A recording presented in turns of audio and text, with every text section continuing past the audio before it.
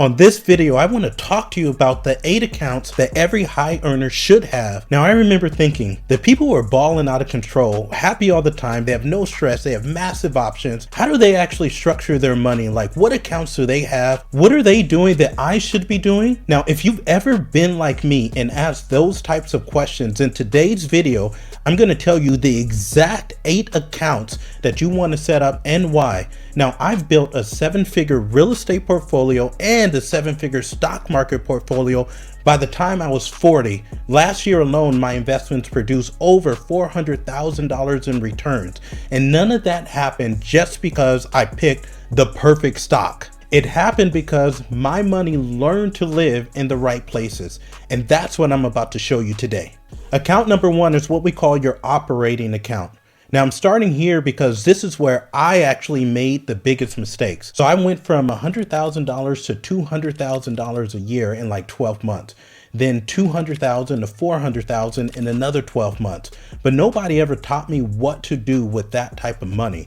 So naturally, everything lived in one checking account, which is the wrong thing to do. Now in there I had my mortgage, my car, subscriptions, travel, random savings, and every month I'd say, I don't know where it's all going. It's like, duh. If everything lived in one bucket, nothing's going to be clear. So think of your operating account as a traffic controller. This is where income is going to hit and bills are going to leave. Now, it's not your savings and it's not your investing account. It's your account where money touches down and then it automatically leaves. When you start to separate this, stress is going to drop immediately. Account number 2 is your emergency fund. Now, I heard of an emergency fund before, but I didn't know how much I need to have in it, and I didn't know where I should actually keep it.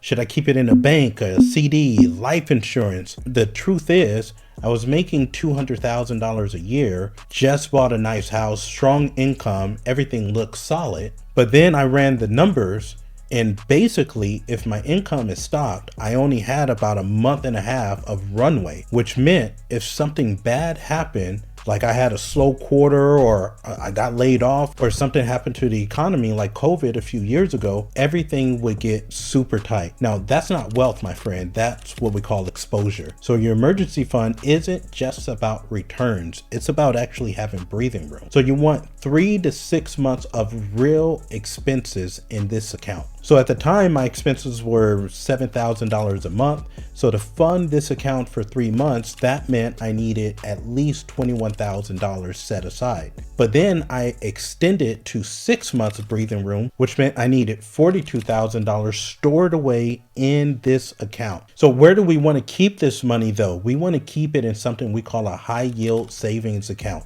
Why? Because you are going to get a free 3, 4, maybe even 5% interest rate on that money. Now, some of the most popular high yield savings account right now are American Express, Open Bank, or even Capital One 360. Set up monthly automations that flow from your operating account to your high yield savings account. Now that could be anywhere from $500 a month, $1,000 a month, maybe even $2,000 a month, but it's basically whatever makes sense for you. Is it boring? Yes. But is it effective? Absolutely. Account number 3 is your tax account. Now this one has wrecked more momentum than bad investing. The first year my income doubled, I felt unstoppable. But then tax season hit and I realized I had been spending money that wasn't actually mine. It was Uncle Sam's. That panic, my friend, I'll never ever forget. Now, if you're self-employed or have a variable income, you need a separate tax account. Every deposit, a percentage moves. Now, your future you is going to thank the present you. You can also set up this account at a high yield savings bank, the same place you had your emergency fund. Account number 4 is your debt elimination account. The biggest mistake that I made in the early days was trying to build wealth before actually paying off my debt. Now I see this mistake made constantly with our students. People tell me I'm investing, Jamil, but I still have $60,000, $70,000 of credit card and auto debt. It's like pouring water into a bucket with holes in it. If you're carrying high interest debt, You don't need another stock. You honestly need focus. And you need a separate account that's dedicated to killing off that debt. Now, this is where you're going to use my 10-10-10-70 rule. 10% of every dollar goes to savings, and 10% of every dollar also goes to investing, and 10% goes to giving, which means 70% of every dollar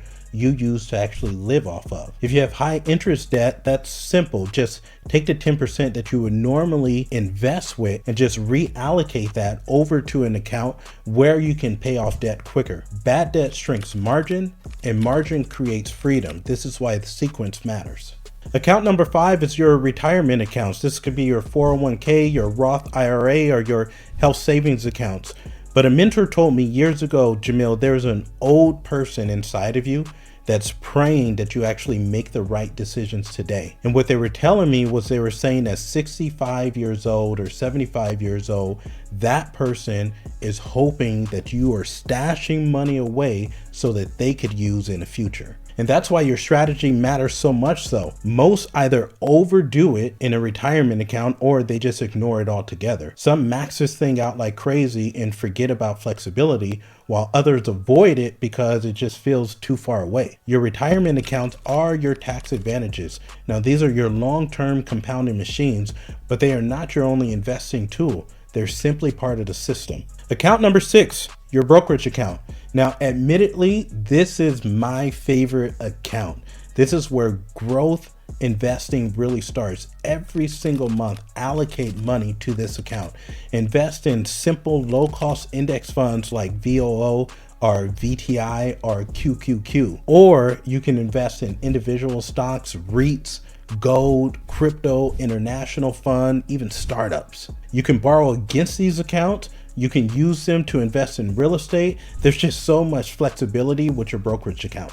And if you do it right, you can compound growth at such a faster pace. And honestly, this is how money works while you sleep. Account number 7 is your opportunity fund. Now, this is an account nobody talks about, and it's the difference between reacting and moving. Along the way, I started realizing that people were playing this game at so much of a higher level than I was, and they were able to take advantage of opportunities that I couldn't because I didn't have cash that was set aside. That's when I realized they had an opportunity fund. This is cash reserve waiting to be put to use when the real estate market or the stock market actually dipped. They also used this opportunity fund when private investments opportunity appeared.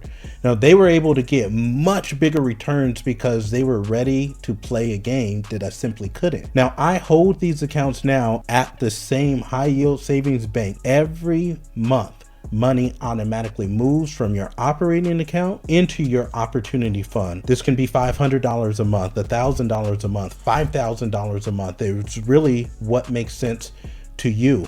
The money will sit there and it will keep growing at 3, 4, 5%. And when an opportunity presents itself, you play while others panic. Now, opportunities come, but they leave really fast.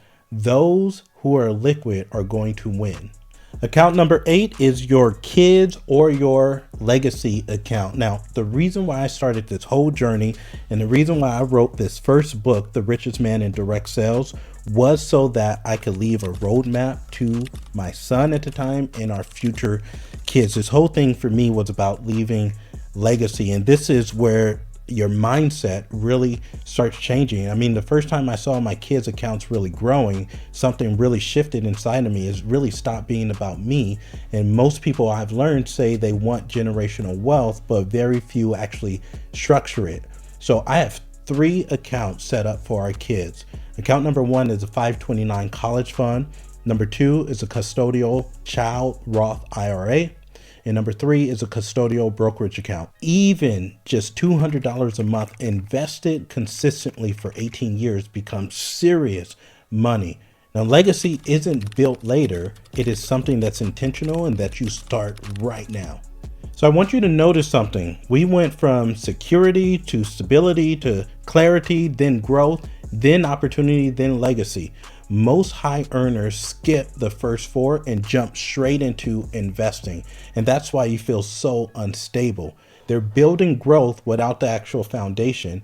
And if your money doesn't have order, it's just going to create more pressure. So that's why we want to have operating, emergency, tax, debt, retirement, brokerage, opportunity, legacy, 8 accounts, 1 system. Now, if you enjoyed this video, then watch this video next. And if you haven't yet, click that little subscribe button and join the channel family here. Let me know what questions you have that I can answer on future videos. And before we get out of here, say it with me: no lazy money.